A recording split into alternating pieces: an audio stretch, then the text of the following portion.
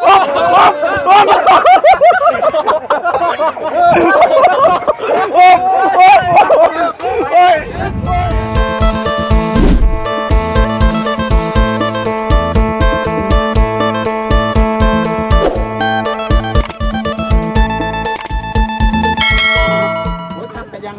ระยังแกว่านะโอ้งามดีเนาะ ยังหาเห็ดปวกบ่ งามเห็ดปวกได้นี่ ไม่ไผเตียงนี่ ฮะกระยังกับมวยเขาได้คักดีเนาะ เจ้าก็จักชื่อเนาะเจ้าก็เนาะ โอ้เพิ่นมังได้นี่ เบิ่งให้ บ่เฮ็ดเด้มันบ่ใหญ่คือ ใหญ่บ่ นี่ขาดบ่ได้ โอ้อันนี้กวบไปรถไอ้เฮา บ่ เบิด เจ้าจังบ่เฒ่า ว้าว ใช่หนุ่มเนาะ แต่ว่า เอาตัวนี้ไปยังจังเฒ่านี่ อ๋อคักนี่ แสนห้าได้เฮ้ย แน่นนี่ อันนี้ก็แสนห้า อืม โอ้ บ่ เนาะ เน้นคักอยู่เนาะนี่ ชื่อผากเมียกันพอเมียดีใจไปเก็บ เก็บเห็ด คัก เนาะ คัก เก็บเห็ดปวกให้ยาม เอาพี่น้องเอ้ยเนาะก่อนอื่นสบายดีและสวัสดีเพื่อนพี่น้องกันเบิดสุขุสุคนเด้อพี่น้องกันเนาะพบพ่อกันมื้อนี้พี่น้องกันเนาะอยู่กันพร้อมหน้าพร้อมตาพอดีสิเอาอันน่ะแนวบาดตูดพอตู้อเลียพี่น้องไปให้เราเนาะเราพอได้นั่ง ตะลุมตะลาง ถูมาแล้วก็บาดก้นเราเนาะ โซฟาได้ เออ เนาะ ไปย่ำใดก็จำบ่ได้จำได้แต่อาเชียงนะแล้ววะ แม่นดีเด้ จะ บ่เชียงดีเด้ ได้ กับบาวดิโอบ าริโอ 2คนบ่ สองคนก่อนเราชิบเราก็ชี้ก่อนได้ แล้วก็คิดอยู่เนาะ อา ต้องกินไข่หลาย อาเชียงฮะ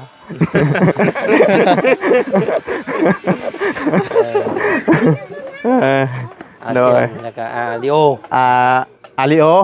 บาลาสตูดิโอเนี่ยเราจ ตัว2ตัวนั้น ำจำได้แต่อาริโอเราอ่ะไปมื้อนั้นวันจันทร์เป็นอาริโออ่ะมาฉันเนาะพอดีทั้งพลุงใจดีเนาะไปฝากเงินมาให้บาบุญซื้อโต๊ะแล้วก็เก้าอี้แต่ว่าเก้าอี้ยังไม่ได้ซื้อเนาะเลยเอาอันว่าเตียงก้อนพี่น้องเลยพอได้ให้แล้ว ดีได้บ้านใช้มือได้ เนาะมา มีแต่เสียน เขาสิเฮ็ด คนบ่ ตีนให้มันขึ้น โอ้ ไล่ก่อนต้องหาคนมาทดสอบคนใด ทดสอบแบบได้เฮ้ยนะ วางลงมาลงก่อน บ้านรถเนาะยับไหมเอาเสียวาง อ่ะ ไอ้ที่ทดสอบน่ะเนาะ ฮะ นอนอยู่ห่ะ นอนบ่ นอนมึงด้วยจ้ะ อาจารย์บ่ เป็นได้บัดนี้ ต้องนอนคักๆได้น้อง นอนมึงด้วยมีเสียนอยู่ป่ะ สอบเบิ่งอยู่ห่ะ เนาะ เฮ้ยเห็นไหม ให้ทดสอบบ่ใช่ มันสิได้บ่ นอนมึงด้วยมีเสียนมีอย่างอยู่ป่ะ โอ้เน้นคักแท้เนาะ แน่นคักนี่พี่น้องเอ้ยคักเนาะไปพากันเอาฮูละฮูผู้ละหางเลยแล้วหามซอยกันเนาะ ไป1 2 3อ๊บเฮ้ยเฮ้ยเอ๊ะตุ่มเต๊ะติ้งตุ่มไหน เอาหามขวบรถแล้วนะขวบรถได้บ่โน่ขวบรถได้บ่ ขวมรถเลยตามขวมรถเลย เอาไปเอา ดีแต่ ตัวมาแล้วแม่ ยังดีแต่คอยบริยูฟังนั่นเป็นคอยยูฟังนั่นเนี่ยคอยมันขาฉันเลยเนาะ ฮึบฮึบฮึบฮึบฮึบฮึบเฮ้ยเฮ้ยเฮ้ยเฮ้ย มวนรับแล้วว่ะ เฮ้ยเอาบ่ลองบ่เอาลองมึงเอาขึ้นลองดู นั่งมึงอยู่ นั่งก็ได้นั่งที่สมาธิ นั่งตีตะหมาดใช่ด้วย ว่างด้วยนั่งที่สมาธิเด้อ นั่งลงบานนี่ โอ้เสืองามได้เพิ่นมื้อนี้ เสื เนาะ อแม่ เอาฮึบ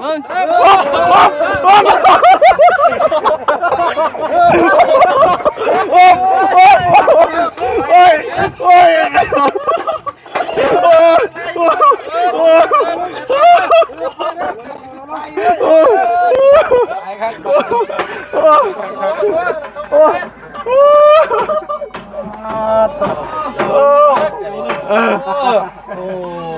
เอาสบายดีเนาะสบายดีได้ไหนเนี่ย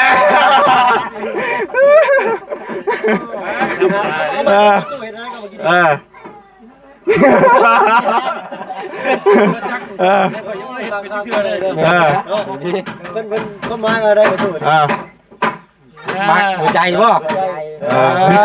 ฮักเนาะ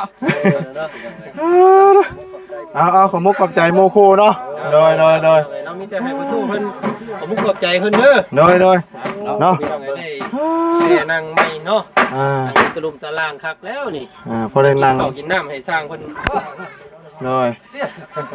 อยู่ห้องเราได้เที่ยงจะขึ้น เอาขึ้นอยู่ห้องบ่ โอ้อันแรกแล้วนอนกับนี่ มันระวังเลยครับมาขึ้นอันเทือนน่ะแนะนำอย่างหนึงเด้อเวลาเจ้าโยกเย็นเฉียนปักหัวเข่าเจ้า เราอยู่ว่าหลายเราได้คืน มาขอบใจหลายๆทั้งขอบคุณเนาะ โอเค ปุ๊เพิ่นขึ้นบงกบอย่างเรียบร้อยเลยเนาะฮ้อนพี่น้องไงเบิ่งหยิบไม้ก่อนโอ้เปลี่ยนชุดเลยเนาะ โดย ชื่อได้บ่บัดนี้ไผอันมากินนี่จะคนชื่อได้อยู่บ่ ลืม ลืมอีกแล้วเนาะ น่าชื่อมันลืมชื่อ ลืมชื่อ โดย ไอ้ช้างได้มาอยู่บ่ไอ้ช้างน่ะ โดยมาแล้ว คนได้ชื่อไอ้ช้างน่ะฮะ มาเชียงเลย โดย เชียงก็มาแล้ว ไปจะพาขึ้นเบิ่งเทิงก่อนเดี๋ยวเราจึงลงมาตารางไป โดย เพิ่นเฮ็ดฮอตใช้แล้วนี่คือไวแท้นี่เนาะ โดย อ๋อดูจวดจ้าดอีดินี่พี่น้องเอ้ยเนาะไปปึ๊บอ๋อดูโอ้เนาะ โดย โอ้ใส่มงกบเลยไวแท้เนาะจวดจ้าดอีดิอันนี้ใครอยู่มันห่มเนาะแดดมันบดอ่ะเนาะ โดย แต่ว่าฮ้อนได้มื้อนี้น่ะฮ้อนแฮงเอ้าเพราะว่าฝนสิตกจักหน่อยนี่เพราะว่าเพิ่นแจ้งมาแล้วนี่ โดย ดำมาเลยกระใส่ได้3วงเนาะ โดย เอาอันนี้คือเขาประกอบอยู่ตารางก่อนบ่ประกอบอยู่ตารางโอ้ยประกอบอยู่ตารางก่อนน่ะแม่นอันว่ายกขึ้นเลยเนาะ โดย มันก็เลยสบายเนาะเลยไวเนาะนี่เด้ประตูใหญ่บ่ตั้งนี่นะเพิ่นบ่ นี่ ตัวนี้ โดย ปล่อยเป็นห้องเขาเลยอัดห้องตัวนั้น ระเบียงตัวนี้ โดย ไปลูกติ่งตัวนี้บันไดตัวนั้นไปลูกติ่ง โดยเนาะ นี่อัดไปเลยใส่ผ้าไปเลย ทำไปเลยเนาะเอาเนาะหลังคาเพิ่นกำลังผ่าอยู่กำลังสร้างเนาะหลังคากำลังสิมาเพิ่นนัดไว้ว่า3 โมงพี่น้องเอ้ยเนาะนี่ก็3 โมงปลายยังบ่เห็นอยู่เพื่อเพิ่นมาทางบุญสารวัตรเพิ่นรอถ่ายอยู่เนาะ โดย ดีใจบ่ตุ ดีใจ ฮะ ดีใจ ดีใจแฮงสิบ่ได้หัวแล้วเนาะ โดย โดยสิบ่ได้โยกย้ายแล้วบัดนี้เนาะตุเนาะ โดยเอาพี่น้องวันนี้จะไปซื้อเตียงเนาะมาไว้ให้ทั้งประตูนั่งอยู่ล่างเนาะตอนนี้เก้าอี้พร้อมเดี๋ยวเก้าอี้เดี๋ยวมื้ออื่นเมื่อไหร่มาบุญจังสิซื้อมาพี่น้องเลยเนาะวันนี้มันทำแล้วพี่น้องเลยแต่เตียงนี่ก็ยังฝากให้ลุงเพิ่มเพิ่นซื้อมาให้เนาะว่าซื้อมาแต่สวรรค์พุ่นไหนบ่ได้มาใกล้ได้เตียงนี่ โดย มาแต่ไกลได้ โดย เนาะเพื่อจะมาหอดเจ้านี่โอ้200 กว่ากิโลพุ่น โดย เนาะ ดีใจแล้ว เลยเนาะ ไปตลอดปลอดภัยแล้วหาเงินหาคำรวย น้อยเนาะนี่แหละมื้อนี้กะว่าสิได้จักวงนี่นะ สี่ห้าวงอยู่เลย 4-5 วงเนาะมื้อนี้เฮาสิตั้งแต่ตัววงกบไปก่อนแม่นบ่เดี๋ยวเซ็นนี่ใช้น้ำหลังเนาะ ใส่รถ อ๋อ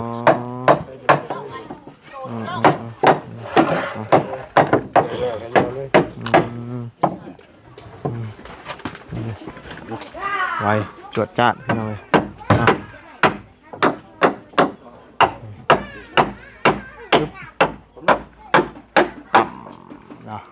เอาใครอยู่มันบดเดี๋ยวเนาะแดดอันนั้นเลยเดี๋ยวภายใน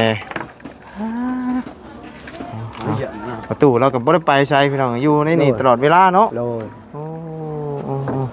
ซอยจับไม้จับตอกอย่างเดียวเราก็ได้ โดย เนาะบ่เมื่อยบ่ เป็นมวยที่โมชอยน้ำโมก็ตัดติดขัดกับมีลองเอาไปจะพูดเขาจงชงพื้น rồi แวกบลายแต่เบิกชัดถึง rồi กาชอยพื้น rồi phơn nó บ่ได้ไปใส่เบิดมือเลยเราก็ซอยย่อยย่อตอกนี่เนาะฟ้าลมฝนสิตกก็อยู่นี่คือเก่า โดย บ่ไปใส่เนาะเนาะเล็กน้อยก็เล่นแซวอยู่บอกเพิ่นเด้อเล็กน้อยยันไม้ตกถึกเนาะบอกเพิ่นเด้อเล่นตามเพื่อนนี่เนาะบ่ได้ได้ไม้มันหล่นเด้นี่มาใกล้ไม้ใกล้ตอกได้ตกไปบัดอ้าวเสียค่าหืดค่ายาอีกแหละเนาะยากอีกเนาะยากมีแต่เอิ้นบอกเพิ่นนำมันแน่เด็กน้อยมาเล่นแถวบริเวณใกล้นี่ก็ได้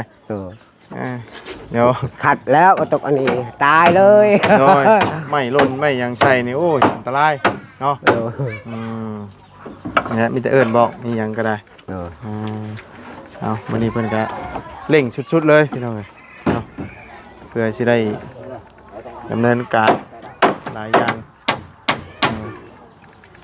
คือว่าจวดจ้าดได้เติบเนาะไปลงตารางมานี่เนาะลงนั่งอยู่เตียงเลยพี่น้องเอ้ยตั้งชื่อให้ประตูขาลายก่อนพี่น้องเอ้ยเนาะทหารเก่าได้นี่เพราะว่า แม่นป่ะตู้ขาลายป่ะทหารเก่าเด้สักลายเนาะมานั่งพี่เนาะนั่งเตียงพี่เอานั่งระวังเกาะก้นเด้อเป็นเสียนแน่เตียงอันนี้น่ะเนาะมันก็คือเตียงอันน่ะไม่ไผ่เด้เตียงนี่นั่นเกาะก้นเนาะ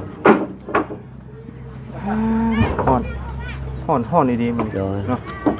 คักอีบ่ ขัดเลยงามแล้วนะงามเนาะขนาดเพิ่นไม่ได้เราได้นี่ยังงามนี่คือเพิ่นเรายังเกี้ยงกว่านี้แล้วนี่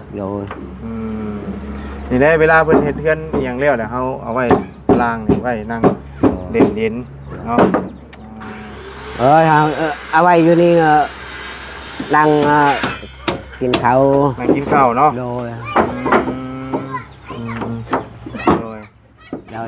ยังสิมีเก้าอี้อยู่เดี๋ยวเฮาสิซื้อเก้าอี้มาให้ตั้งเนาะเพราะว่าทางลุงเพิ่นให้ซื้อตั้งกับเตียงแต่มื้อนี้เฮายังบ่ได้ซื้อมีแต่มือใหม่ก่อนเด้อเอาก็นี่พอแล้วชามนี้เฮาตั้งใหม่ชามนี้พอแล้วเนาะโดยไม่ตั้งอยู่นี่เอาไว้เขาโดยยังบ่มีเห็ดว่าคนเราทั้งว่ากระโตกโดโอ้กระโตกกินข้าวนะกระโตกกินข้าวบ่มีเลยบ่มีบ่ตั้งอยู่นี่มีแต่ตั้งเลยแต่เก่านี่ก็บ่ได้ใส่กระโตกเสื้อบ่ได้นะเฮาบ่ได้คือตัวเราเฮาเจ้าเบิ่งเพื่อนเฮาโดยบ่มีกระโตกกินข้าวใส่ผ้าขาวเนาะถ้วยเจ้านี่ทั้งเบิดมีจักใบ10 ปลายใบแต่กระโตกนี่บ่มีจักอันบ่มีเลยหม้อเด้มาได้แล้วฮะ3 อันพอแล้วเนาะหม้อพอแล้วนั่นเนาะพุ่นแหละพี่น้องเอ้ยถ้าช่วงขึ้นเฮือนขึ้นศาลแล้วบ่มีถ้วยบ่มีหม้อมีเฮก็อาจจะฟังเบิ่งเนาะเป็นจังไดก็ติดตามเบิ่งพี่น้องเอ้ยเนาะเรื่องของอยู่ของกินนั่นแหละบ่มีก็เฮ็ดซ้ำบ่มีเฮ็ดพอเป็นที่ติดคล้องเป็นประเพณีเนาะขึ้นอยู่เพราะว่าตอนนี้เพิ่นก็เร่งมืออยู่เนาะเร่งมือเพื่อสร้างเพิ่นก็อยากไปเฮ็ดไร่เฮ็ดสวนเนาะไปดำไร่ดำนาได้ยามมันได้นี่โอ้ยยามมันแล้วดำนาเป็นบ่เจ้าน่ะดำนาโอ้ยบ่เป็นเฮ็ดกับหมู่บ่เป็นบ่เคยบ่ปังห่างมันลงดินชื่อบ่ได้บ่ได้ฮะบ่ได้เอ้าเขาเอามาหญ้ากินนี่เห็นก็แต่โหแต่เฮ็ดให้ฮู้แต่เฮ็ดให้ซักจุบๆอย่างเดียวบ่โดยเ กันเฮาฉบัดเข้าเฮาฮู้ อืม กันเฮาเฮ็ดนี่เฮาบ่เป็น โดยเนาะเอาฉันเนาะมีแต่สุดท้ายนี่ให้เจ้า โดย นบมือฝากขอบคุญกับคุณทั้งผู้ใหญ่ใจดีเด้อทั้งผู้ใหญ่ใจดีก็บ่ได้ออกคือเสียงหนึ่งน้ำดอกผู้ใหญ่ใจดีอยู่ทางฝั่งไทยเด้อ ถูกโดยตลาดปลอดภัยเด้อเฮาบ่มีเบิ่งยาเจ็บยาไข้ยาฟอง โดย สาธุไปตลาดปลอดภัยเงินหาคำมันรวย โดยเนาะผูกเพิ่นลงมาเอาไม้นะไปช่วยเพิ่นไปไปยืนขึ้นไหมเนาะปกติเราก็ยืนขึ้นตลอดนะพี่น้องเอายืนเนาะ โดย ช่วยมันจังได้ไวเนาะเลือกเอาตัวใดงามเอาตัวโคตรบ่ใส่เพราะว่าตัวโคตรมันต้องไปตัดเนาะจัด มุดเอาตรงรวมเลยทีนี้ก็ได้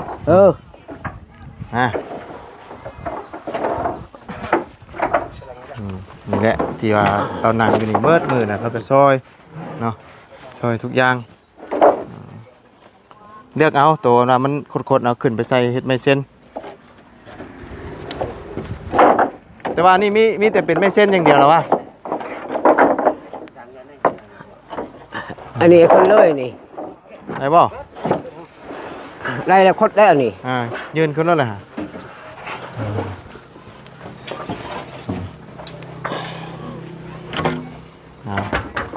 ซอยกันนี่เนาะเป็นหูเป็นหางกันได้นี่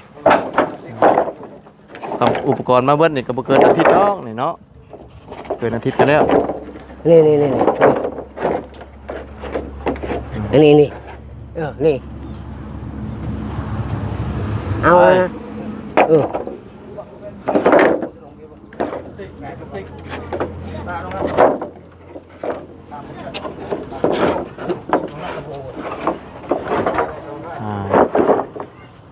อันนี้เราฮอตเด้เงินขึ้นตัว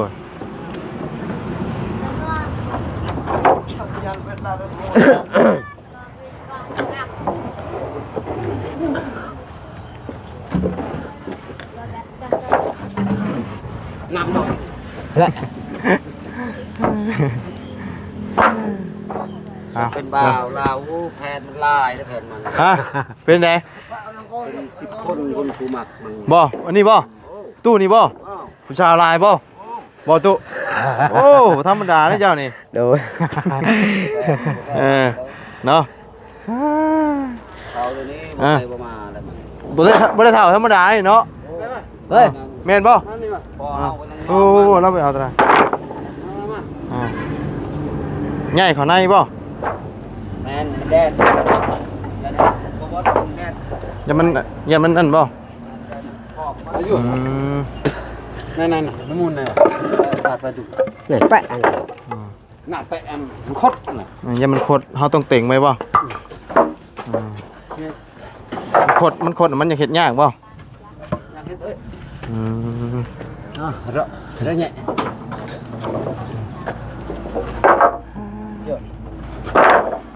นี่เข้ามาไว้ให้ก่อนเนาะเดี๋ยวฝนตกใส่ลายมันก็ไม่คดลาคี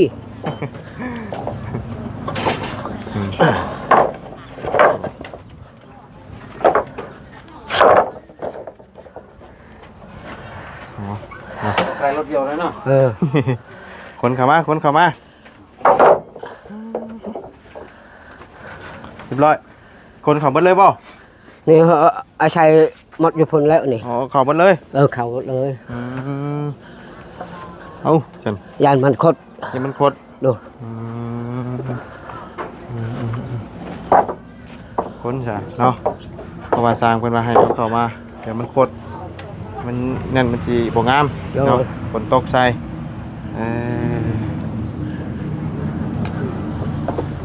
นี่แหละเอาเลย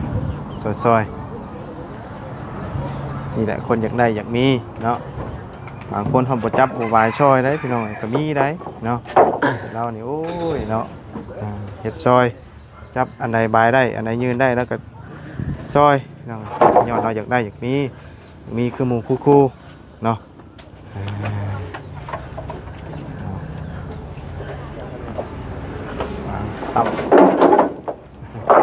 กบกระดิ่งขนาดกันเนาะเดี๋ยวปองจุดท้ายบ่นั่นน่ะอืมไปสตุ โดย เข้าไปก่อนเด้อบัดนี้เด้อ โดยโด เดี๋ยวย จังว่ากันใหม่เนาะ โดย อยู่ดีมีแฮง โดยอย่าเจ็บอย่าไข้ไปตลอดปลอดภัย โดยเบิ่งกันแหละเนาะ โดย อันนั้นก็ยืนในเพิ่นเนาะ โดย ซอยเพิ่นหามเนาะ โดย ไปสบายดีตุ โดยโดย มาขอหมักอันนี้ก่อนซื้อเตียงมาให้เรามื้อนี้พี่น้องเอ้ยเนาะอ่อนอบอ้าวเราเมียนใหม่ก่อนเนาะเมียนวันบ่ถึกว่าถึงฝนเนาะไปซะพี่น้องเนาะสำหรับคลิปนี้ก็ล่ำลาเลยเด้อชาวพี่น้องพบเจอกันใหม่ขอบคุณพี่น้อง